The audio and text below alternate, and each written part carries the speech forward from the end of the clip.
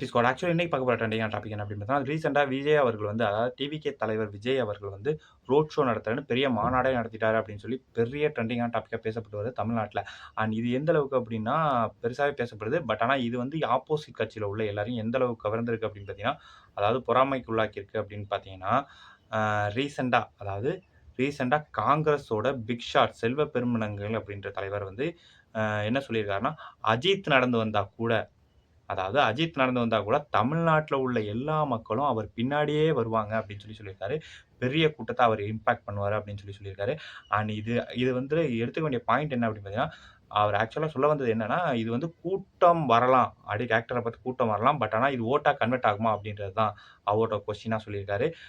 And அது மட்டும் இல்லாம இது ஓட்டா கன்வெர்ட் ஆகுமா அப்படின்றது நீங்க தான் சொல்லணும். கமெண்ட்ல சொல்லுங்க. அண்ட் என்ன நடந்திருக்கு அப்படின்னு பார்த்தீங்கன்னா,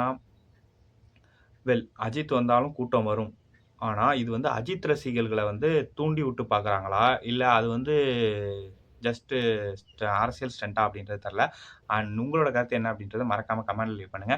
அண்ட் தொடர்ந்து இது போல அப்டேட் தெரிஞ்சுக்கணும் அப்படின்னா, மறக்காம நம்ம சேனல சப்ஸ்கிரைப் பண்ணிட்டு ஷேர் பண்ணுங்க. Tata bye bye. Love you all.